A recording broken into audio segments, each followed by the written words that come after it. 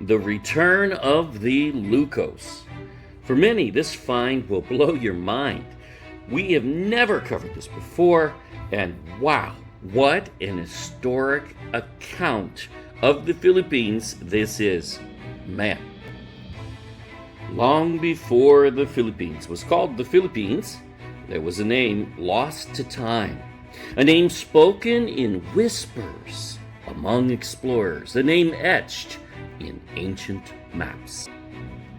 In the early 1500s, long before Spanish colonization would redefine Southeast Asia, Portuguese explorers documented something monumental and astonishing, a powerful island civilization in the Far East. They called it Lucose.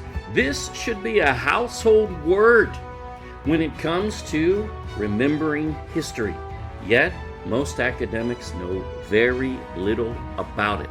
We found more than 250 references to this, locating it geographically in the Philippines, by resources and even by exact coordinates. Wow. But who were the Lucose? Just where was this land?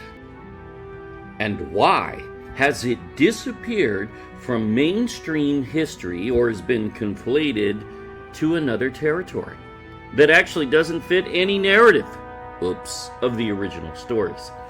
This includes Portuguese and Spanish government maps and documents even. Now that is amazing. Treating that as, a mystery, that's not academic. It's not scholarly. It's simply ignorance. Antonio Galvão, a Portuguese governor and historian, note he was not Spanish, nor did he carry the Jesuit banner of fraudulent geography, which was really later in order to justify their intentions. He simply told the truth, as we have found many who actually did in that era. These records are ignored in modern opinion, not because they aren't there, let's be clear. He described the Lucose as an advanced and wealthy people. How about that? Filipinos, wealthy? Well, yeah, that's what history actually says. Skilled in trade diplomacy, in shipbuilding, with even giant bark ships. That's a Portuguese ship with 3 masts. Oh, that'd be pretty big. He says 80 feet in length. Now, that's also what Pigafetta described, De Morga, and many others. So this is not a mystery in the ancient Philippines, and found in archaeology even that long. So the Portuguese, they call it a bark. Pigafetta, De Morga, they call it a junk, but same thing. It's a big ship. They were hiring navigators to take them to China to trade with their gold in tow. Wow, that's the Lucose.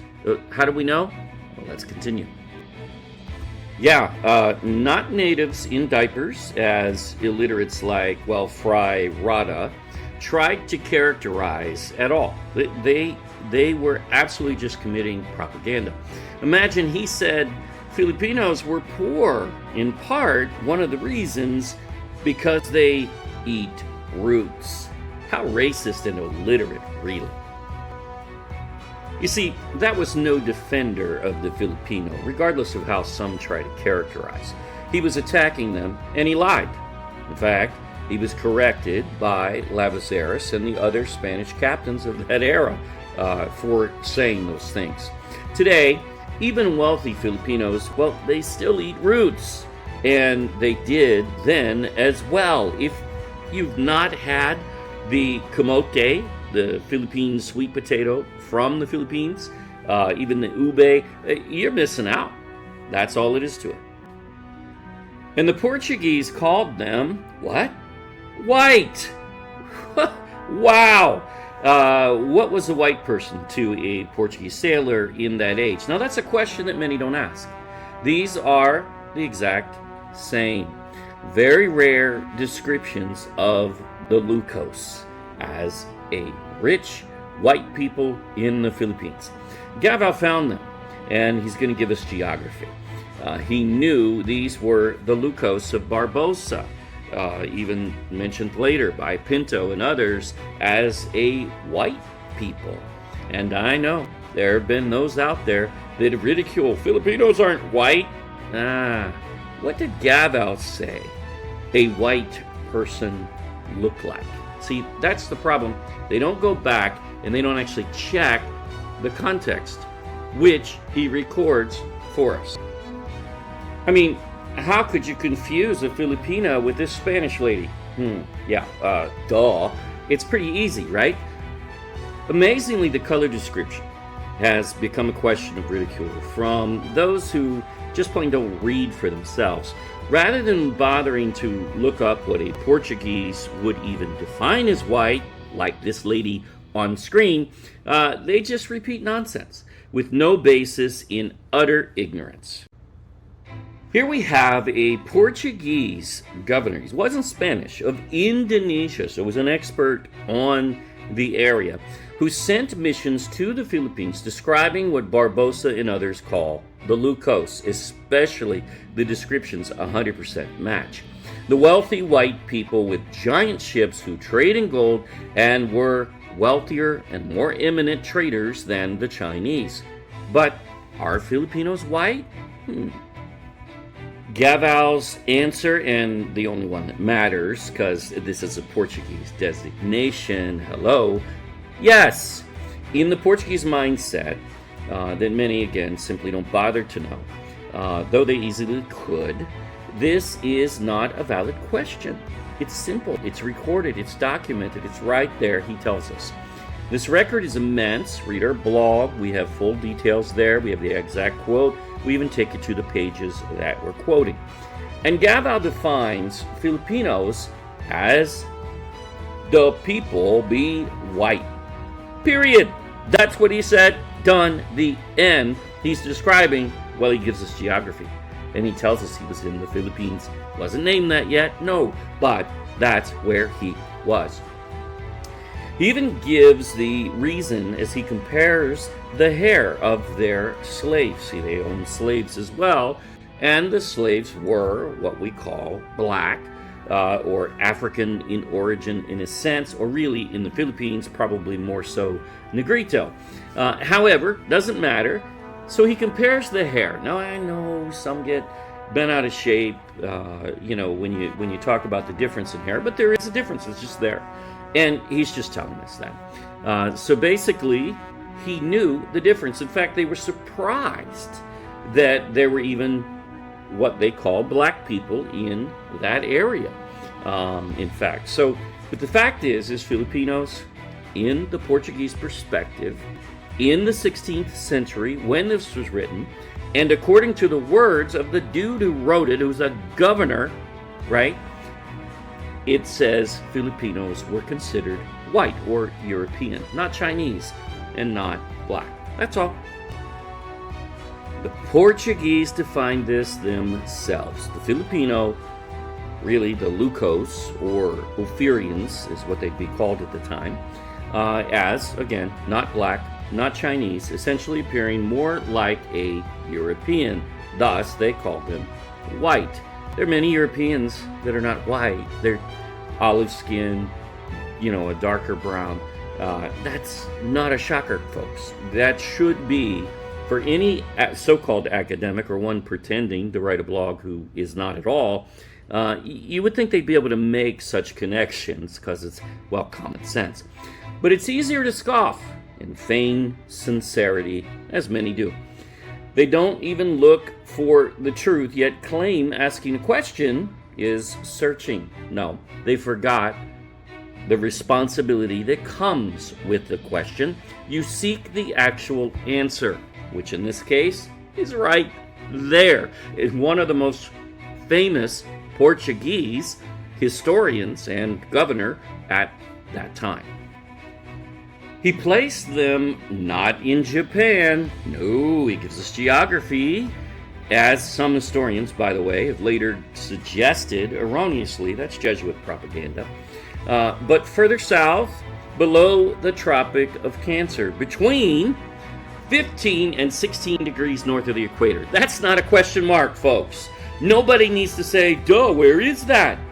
It's on a map, if you can read it, I guess. Now, we know many, even cartographers, cannot seem to read a map and cannot seem to figure out where is 15 to 16 degrees north of the equator, north of Indonesia. Well, those islands don't exist because, well, they have a blind spot to the Philippines. They erase it from the map and then say, oh, I'm going to find the land of gold without the land of gold. Yeah, that's how they do it. Now, it's not Japan. It's not Ryukyu. And that's for certain. This is nowhere near it. 15 degrees compared to Ryukyu starts at 24 degrees. Hello, that's absolute nonsense. It's North Luzon Island. That's where we are here. The location of the Lucose, indeed. Oh, and that's not all he describes. And their capital? A majestic city where kings reigned and commerce thrived. That was the Philippines. Yeah, they were not waiting for the Spanish to bring indoor plumbing. Now, there's geography here, and it's very clear and very simple to follow. Could it have been the Philippines? Well, really, how can that even be a question for anyone that reads this? I don't know. We found this when we were going through academic primary sources, and we've yet to see anybody even write about this entire account. This is an historic account from a Portuguese governor. How can it not be reported everywhere? It should be, because this is what the Philippines was like before the Spanish even came. Wow. So, basically he ordered, as the governor, a mission that went to Cebu, and then they headed on a tour around the Philippines just north. Their trip ended to the north, just below, this is what he says, the Tropic of Cancer. We know where that is. It's still in the Philippines, and it's called Batanes. And then they made their way south. Where are they? Well, they're in Batanes. And they're heading south, which is what? Well, it's going to be Luzon. Great big island there. Pretty easy. Really not difficult in geography. And it gives us exact coordinates between 15 and 16 degrees north. That's about Zambales, Pangasinan, or maybe perhaps South La Union. Which just so happens, by the way, to be known for an ancient corridor for gold trade, basically from the mountains in Benguet, Baguio, and those areas, to Aringay, and then shipping from Agoo in South La Union. This is well documented in history. Then Galvão mentions an erupting volcano. Well, that's really easy to find. Oh, very easy to identify, because Mount Pinatubo is right there, about 16 degrees. And it was, in fact, erupting according to valid history. Throughout the 1500s, in fact, it's well recorded, and there we go. Another match. In fact, it was known to have erupted perhaps even greater in that era than even back in the, I guess it was the 80s that Pinatubo erupted in recent times, which many at least know of if they weren't around then. When testing the Philippines with these narratives, there is a 100% tie, and of course this one comes with definitive geography that no one can argue with. Anybody that says between 15 and 16 degrees north, well, that must be Ryukyu, is illiterate. That's all. They're not even trying to read. They're not even trying to understand. Now, we see that a lot, unfortunately, but it's true. All of these fail, no matter who the Jesuits put forth in their propaganda, and they put forth Ryukyu as the Lucose. They say, oh, it's because there's a Luchu tribe there. A tribe not recorded prior to the Jesuits. Oops. Really? So was that even their name prior? We don't know. There's a name there called Isla de Fuego or whatever, Island of Fire, Fire Island, and it's named after Pinto's account. It was not named in Portuguese by the Ryukyuans, duh, so that wasn't its name. So it's all conflated after the fact as they rewrite history. Read our blog for more details on that. Enter the Dourado Map, a 16th century cartographic masterpiece, about 1570 to 1575. On it, there's the word Lucose. Appears boldly far south of Japan, below the Tropic of Cancer, way below Ryukyu, just opposite to the east of Vietnam.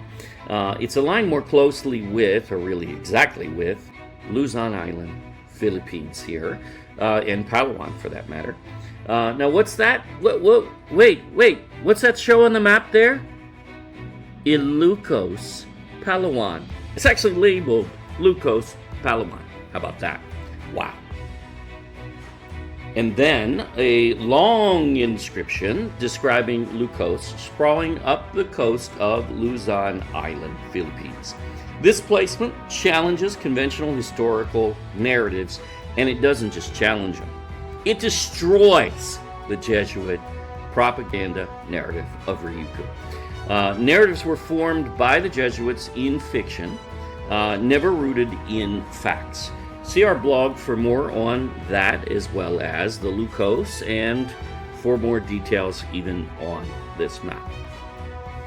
It raises a provocative possibility, although it's actually just fact,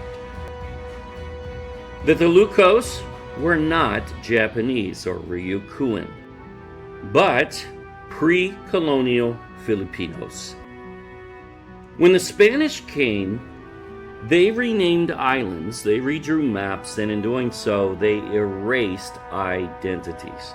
It's time for that to be restored. Could the Lucose have been the ancestors of the Ilocanos? Sure does sound the same, doesn't it? The Avitans, the Ibanags, the Cagayans, the Tagalog peoples, etc. Is it possible their legacy was deliberately buried, rewritten, or forgotten? The God Culture's deep dive into ancient texts and maps, especially Solomon's Gold series here on YouTube, Garden of Eden Revealed, the map series, as well as this one on the Lucose, it peels back the layers of colonial distortion. And folks, we're not storytelling. We're giving you the facts with sources. Our first book includes a ride-along source book of 300 pages. And the only kind of, real naysaying other than, yeah, right, that's not academic, is really just trying to go into the sources and say, well, but this source, yeah, right, but you got to deal with the full account.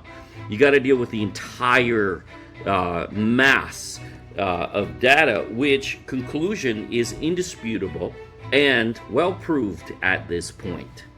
The end. Because our evidence is compelling indeed. This is from Antonio Galvão's records.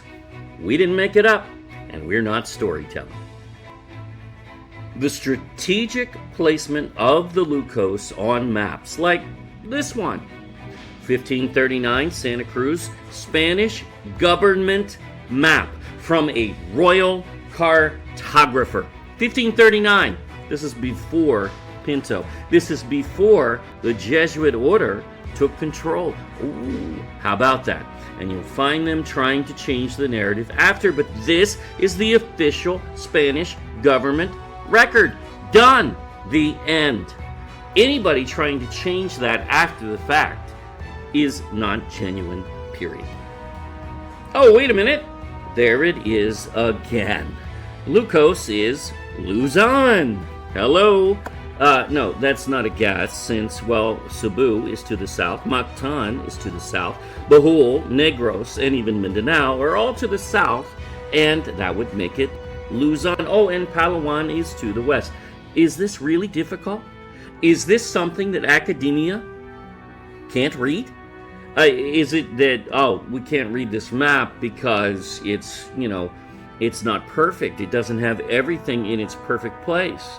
Well, who cares? The point is, Vietnam is to the west of it, and that is the Philippines. It's under the Tropic of Cancer, so it can't be Ryukyu. It can't be Japan.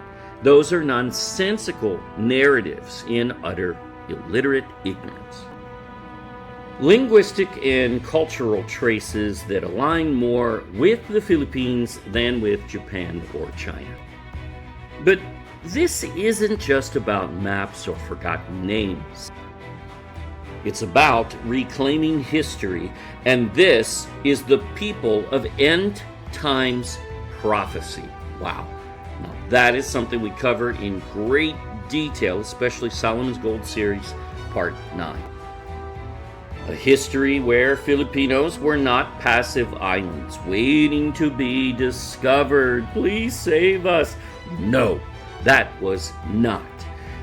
This was an ancient civilization of traders, thinkers, and rulers, known to the world as the Lucose, a term every one of us should know. The return of the Lucose isn't just a theory. It's a call to re-examine everything we think we know about the Philippines, and folks, it is time. For we all know, history is written by the victors. They even say so. But truth, well, that survives. And here you have it. Subscribe for more historical deep dives. Go to thegodculture.org and click the subscribe box at the bottom because, well, YouTube evidently has great difficulty with such menial, basic tasks. Like, comment, and share if you believe the Lucose legacy deserves to be told. As with our Pliny video, which came back to life after 10 months of censorship, be sure to let others know because, well, YouTube just plain fails. Check out our new blog site, thegodculturephilippines.com, for more on Galvão and the Lucose. We have, I think, over 50 blogs on this topic alone. Sources are found there, not in this video. Thanks for watching. Yah bless to everyone. In the beginning, a garden was planted, enclosed within the earth, in the east, the Orient, far east, says Enoch before the flood, and Noah who lived there and mapped it in the Philippines. The Bible has always led there, and even Bible historians knew how to read the Hebrew, such as Josephus in 90 AD, Lactantius and African in 310. And in 550, Cosmos, the Greek monk and merchant traveler who went to the Indies, wrote in Alexandria, Egypt, Africa, Christian topography, and he mapped paradise as the Philippines. That map was even published in the Greek edition of the Bible at one time. A 6,000-year track record, forgotten today by illiterate scholars. They have no education on this topic. Let us explore this massive trove of ancient maps. Israel is not east, and a spring is a spring, not a river, and must be fed by a mega river as its source, and must connect to 3 other heads as well, all rivers, and actually salt water even. Can they read? Africa is not east, nor in Shem's far east, where the garden has always resided. Mesopotamia is the occult creation myth of the Nephilim. Nice, scholars. Modern rivers from rain did not even exist before the flood, and the Bible never uses the word Tigris ever in the original Hebrew. Why do modern scholars have no clue when the evidence is so vast?